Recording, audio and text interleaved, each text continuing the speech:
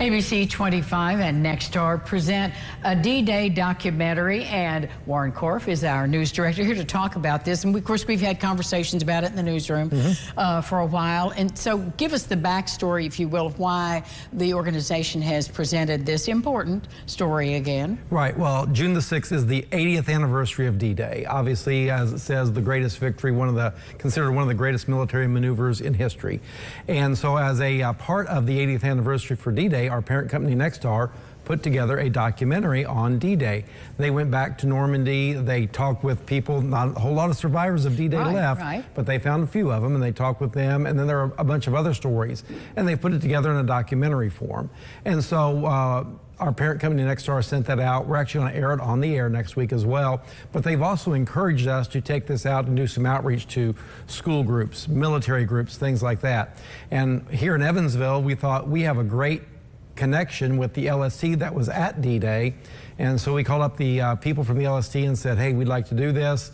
You want to partner up with us, and maybe it can be a little bit of a fundraiser for them. The event is free, but we will take donations to help out the LST. And so where can we view it? If it's going to be during Lifestyles next week, so we won't have our regular show on the air, but where else can they see it? So this Sunday, June the 2nd, at 2 o'clock, we are going to show it at Bally's, in the Walnut Room at Bally's, the casino.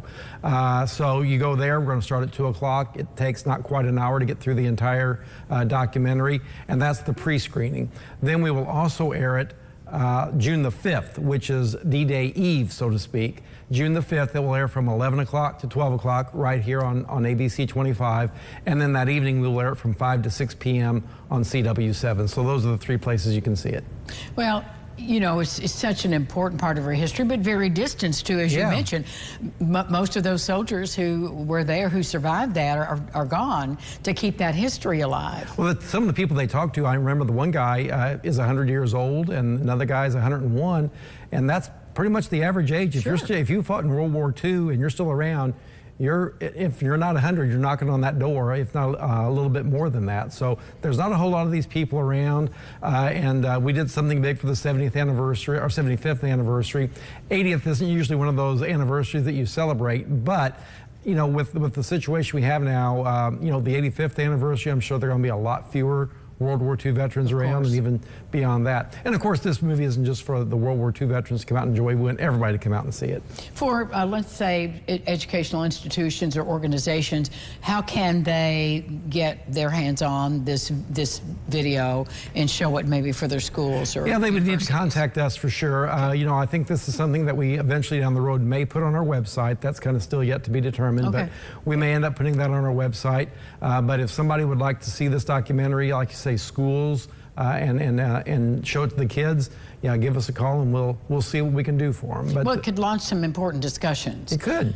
You know, because all we see now is black and white video. One of the things I didn't know, I kind of watched the documentary already, and I didn't know that there were women buried at the Normandy Cemetery. So there are 4 women that are actually buried at Normandy as well, which is something I didn't know until I watched the documentary. We were there this year for the first time for me, second time for George, and I knew it was going to be powerful, but I wasn't prepared for that sacred ground, and how, of course, now beautiful at peacetime, glorious place to be, but all of those names and all of that represent all those lives and heartbreak that's now so distant in our past, to bring it to the fore and to educate the next generation about the sacrifice. Absolutely, and a big sacrifice it was. You know, one of the lines from the documentary I heard somebody say is, if you've seen Saving Private Ryan, that's exactly what it was like. That initial scene said that's exactly what D-Day was like. Powerful stuff, and they were trying to capture that with that film for sure. So these are opportunities for you and your friends and family to see this powerful